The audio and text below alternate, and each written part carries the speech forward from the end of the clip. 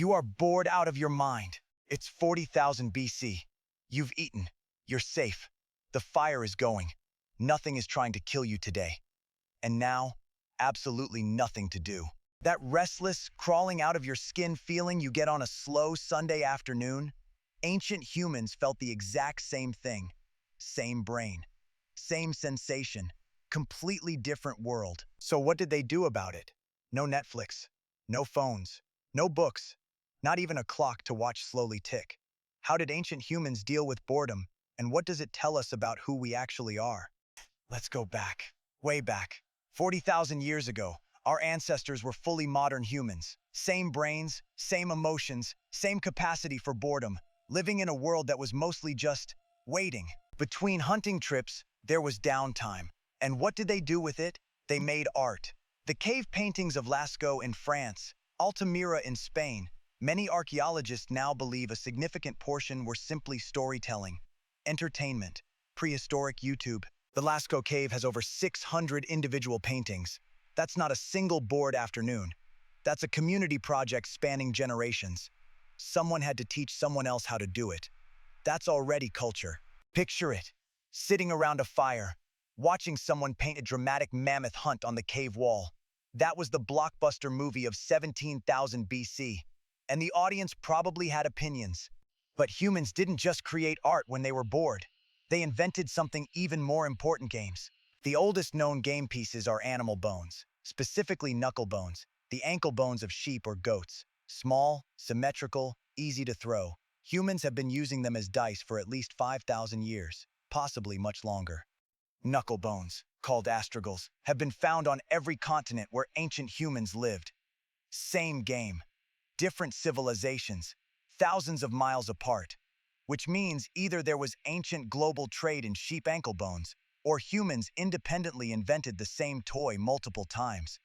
Because of course they did. Roman soldiers were literally caught playing knuckle bones while on duty. Some things about human nature are apparently non-negotiable. But if one ancient civilization truly mastered the art of not being bored, it was Egypt. Around 3500 BC's, over 5,000 years ago, Egyptians were playing Senet, a board game, with rules, strategy, and pieces you could win and lose.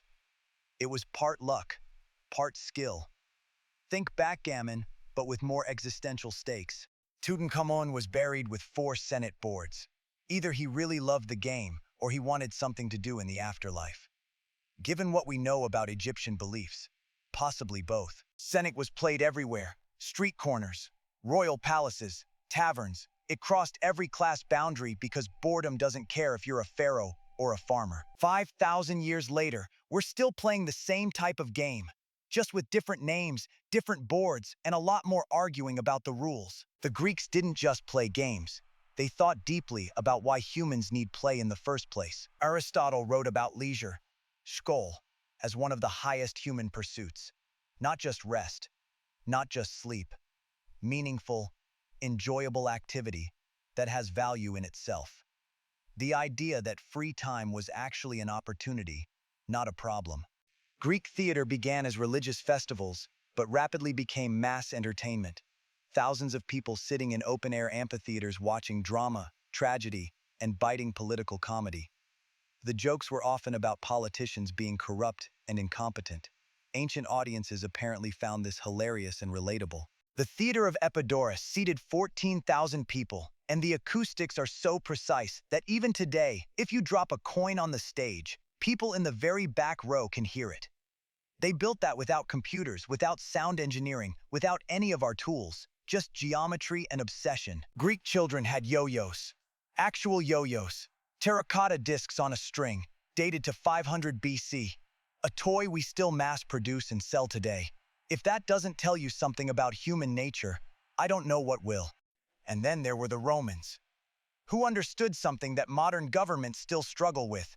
Bored people are dangerous people. Benemen is circenses, bread and circuses. It was literally Roman policy. Keep the population fed and entertained, and they won't revolt. It sounds cynical, because it is, and it worked for centuries. The Circus Maximus held 250,000 spectators. That's larger than any sports venue on Earth today, and they ran events for 6 hours straight. Romans didn't attend, they committed. Gladiatorial games were the Super Bowl, the World Cup, and a primetime drama all at once. Fans wore team colors, celebrated favorite fighters, bet money, argued about outcomes for days. The specifics changed, the behavior didn't. The Romans figured out something profound. Entertainment isn't a luxury, it's social infrastructure. It's how communities build shared identity. It's how millions of strangers feel connected to something bigger than themselves. Every modern sports league, every streaming platform, every social network is built on this exact same insight. Now, one thing worth stopping on for a second. Everything we've just seen happened around a single sea. The Mediterranean, Egypt, Greece, Rome, neighbors, trading partners, passing ideas back and forth across the water for centuries. So maybe none of this proves anything universal. Maybe it's just one big connected world reusing the same handful of games. Fair enough. Except that's not the whole story. Because at the exact same time on the far side of the planet, with no contact, no trade route, and no shared word for any of it, the same thing was happening all over again. Meet Cuju, ancient Chinese football. More than 2,000 years ago, soldiers in the Han Dynasty were kicking a leather ball, one early version stuffed with fur and feathers, into a goal, first as military drill, then very quickly for the pure fun of it. And it did not stay in the barracks. It spilled out into the streets, into the markets, into the imperial palace itself. Emperors played it, women played it, crowds gathered just to watch other people play it. And it got organized. By the Song Dynasty, roughly 1,000 years ago, Cuju had professional players and paid clubs. One of them, the Qi Yunxi, is sometimes described as the oldest sports association we have a record of. Members paid dues. Star players had reputations and nicknames. There were written manuals on technique. An entire little economy grew up around kicking a ball well, because a bored public will always pay to watch someone do the thing better than they can. And here's the detail that put it in the record books. In 2004, FIFA, the governing body of modern football, officially recognized Cuju as the earliest known form of the game. 2,000 years before the World Cup, before floodlit stadiums, before season tickets, people were wearing a team's colors and screaming at a ball crossing a line. The equipment changed completely. The behavior didn't move an inch. Now here's what almost everyone gets wrong. Playing cards. The 52-card deck, the poker table, the whole casino, it all feels completely Western. Las Vegas, Monte Carlo, it isn't. Playing cards were invented in China during the Tang Dynasty, more than 1,000 years ago, somewhere around the 9th century. One of the oldest surviving mentions describes a princess's household passing a whole evening on a game they simply called the leaf game. Paper, ink, and a long, empty night. From there, the cards traveled west along the trade routes through Central Asia, Persia, and Egypt, slowly, hand to hand, over generations. They didn't reach Europe until the 1370s.